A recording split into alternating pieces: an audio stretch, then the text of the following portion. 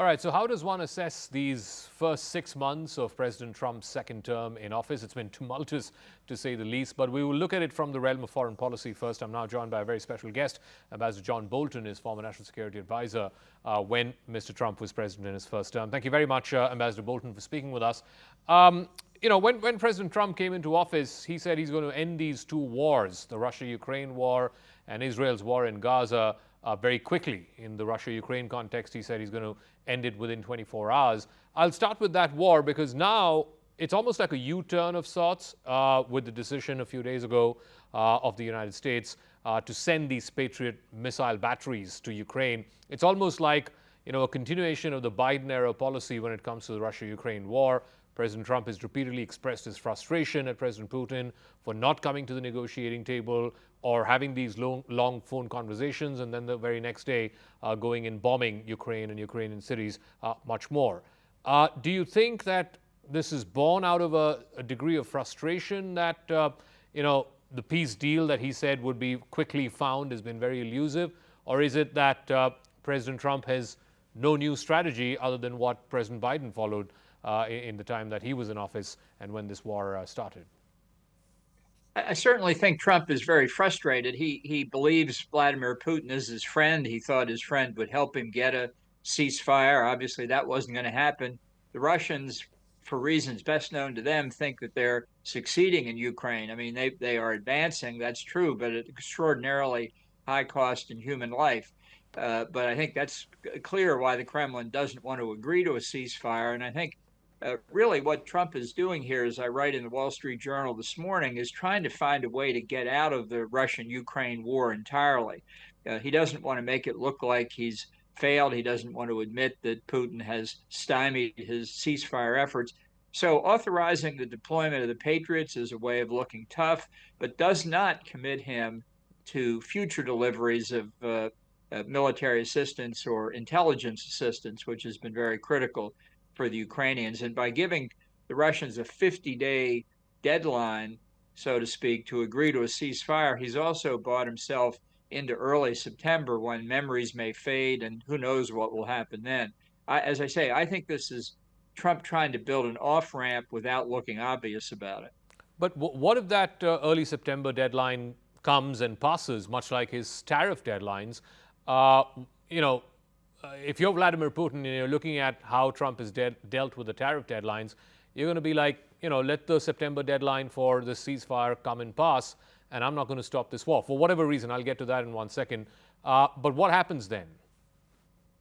Right. I think Putin would be fully justified in believing that the deadline's not a deadline. Even as we speak, on a related topic, Treasury Secretary Scott Bessent is saying that the August deadline for trade talks with China may be extended.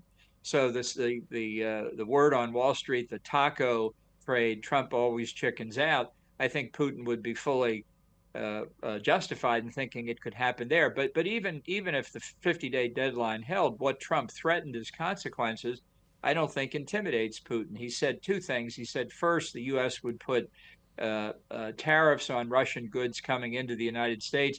We have almost no trade with Russia as it is now. It's about $3 billion last year, but it's been declining steadily for a number of years, particularly since the invasion of Ukraine. And second, Trump said he would put secondary sanctions on countries purchasing Russian oil and gas, which would affect, among others, China and India. And honestly, both in the Kremlin and in most U.S. markets, they don't believe he would ever put secondary sanctions on two countries that he's having already a great deal of difficulty working out a trade deal with. Now I want to come to it from the point of view of the Kremlin as to why Putin would not take this deal. It seems sweet enough. I mean, he's getting everything he wants. He's getting all the 4 provinces in the east that he controls of Ukraine. They're pretty much going to freeze the lines as he wants it. There's an assurance that Ukraine will never get NATO membership. So, I mean, this is as sweet as it gets. And as you said, if it's happening at a great cost, human and military cost to the Kremlin, why is Putin not taking this deal? I can't really explain it. I've thought he should take this or a similar ceasefire deal for some time, including the terms that were basically being offered at the last year of the Biden administration. And the only conclusion I think you can reach is that the Russians are very confident that their military success will continue, and they may have some belief that a threatened new offensive in northeastern Ukraine may finally turn out to be a really effective military operation for Russia.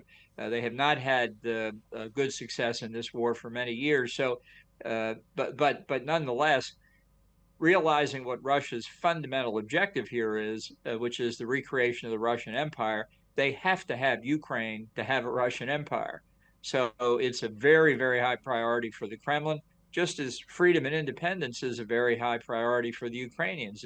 These are the explanations that a ceasefire was not achievable. Both sides think they have enormous interest at stake. They're not prepared, at least at this point, to compromise on. I want to come to the second conflict, which is, I mean, it started off as Israel and Hamas in Gaza. It's extended to the wider Middle East with Hezbollah, the Houthis, and of course, more recently, Iran itself. It's exactly a month since the United States bombed those nuclear sites those 3 nuclear sites in Iran. How much do you believe that has fundamentally pushed back Iran's nuclear program? And if it has, how does that change the very dynamics of the Middle East, and particularly between Israel and Iran? Because the nuclear program was sort of central to all the tensions in the Middle East. Right. Well, I think the combined effect of the Israeli and U.S. attacks on not just the 3 nuclear sites that have been mentioned, Fordo, Esfahan, and Natanz, but several other sites that the Israelis attacked that were on Iranian military bases, almost certainly involved with what we call weaponization of the highly enriched uranium to actually fabricate nuclear weapons.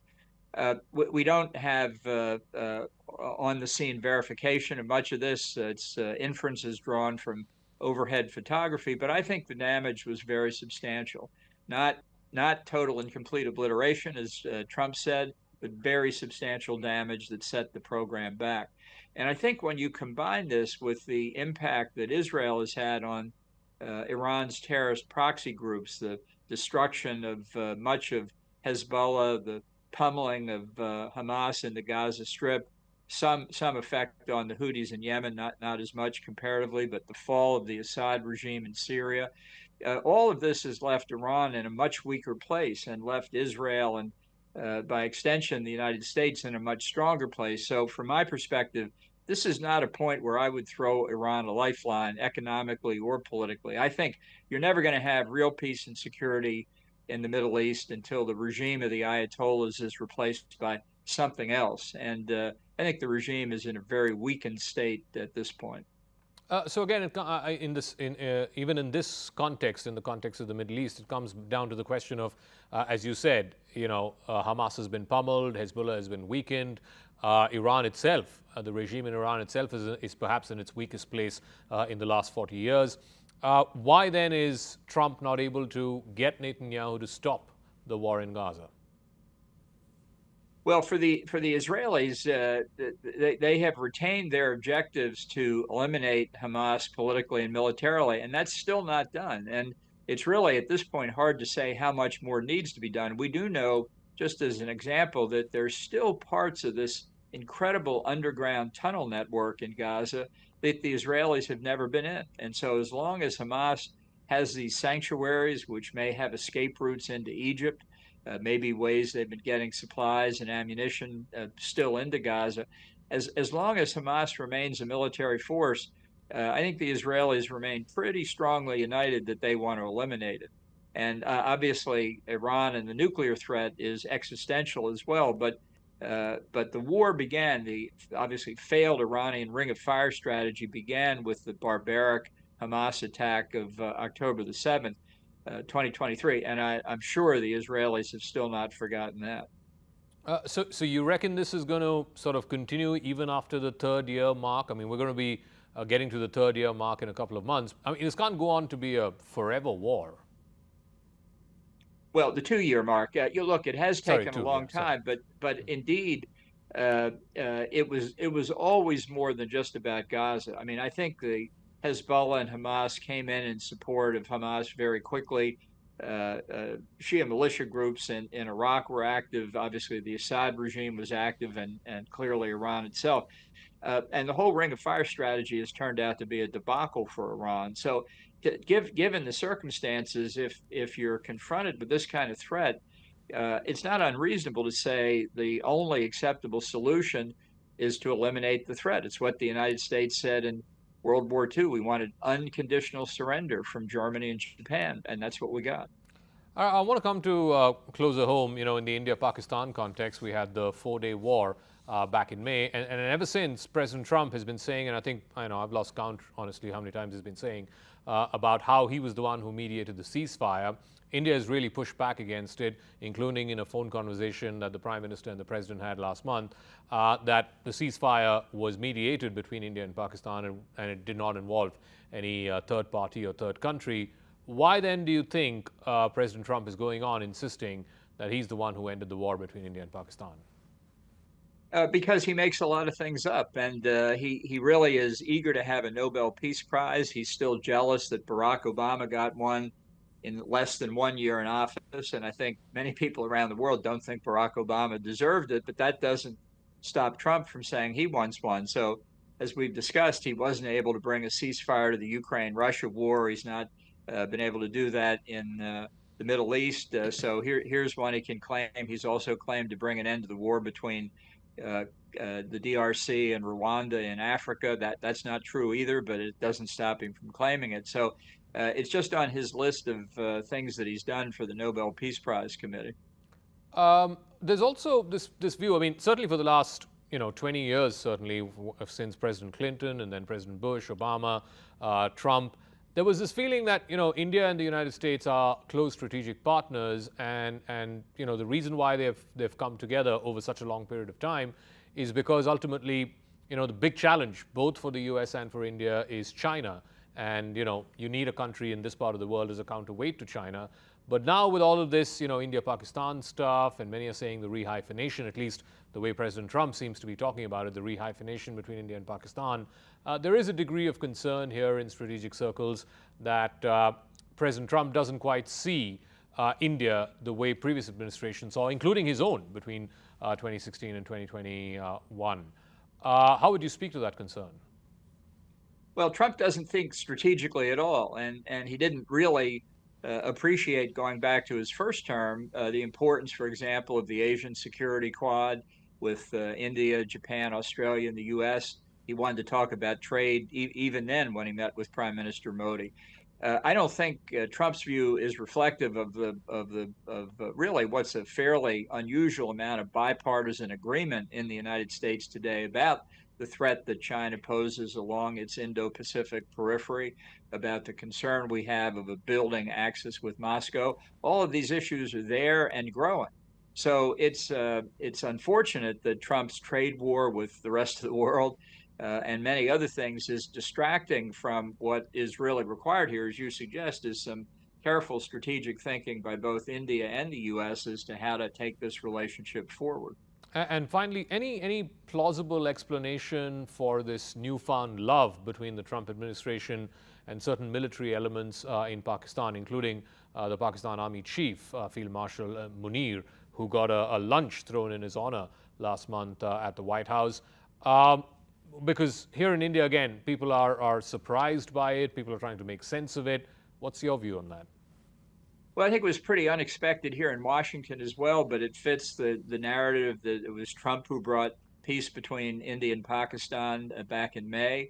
And General Munir, I think, was the first foreign leader to offer to nominate Trump for the Nobel Peace Prize. I think everybody's seen the picture of Prime Minister Netanyahu of Israel giving Trump his letter of nomination to the Nobel Peace Prize Committee. And that's a matter of people feeding Trump's ego. And it can have its success, that's for sure. So you think it's purely from that point of view and not necessarily for any strategic value or reason that the Trump administration seems to be taking a much more softer view and tone towards Pakistan? Right. I know this is hard to grasp. It was hard for me to grasp, but Trump doesn't think strategically. He sees international relations through the prism of personal relationships. So he thinks he's friends with Vladimir Putin. That's not how Putin sees him, but he thinks if he's friends with Putin, the U.S. has good state-to-state relations, and that's all that it boils down to. I think he had a good lunch with General Munir, but he's also had a good relationship with Prime Minister Modi. So it's just I wouldn't overinterpret what Trump does because he goes from one end of the spectrum to the other in short periods of time, and it does not reflect his strategic thinking, which he doesn't have any or much of, or the larger administration. All right, Ambassador John Bolton, we'll leave it at that. Thank you very much for joining us here on Brass Tacks. Thank you. Thanks for having me.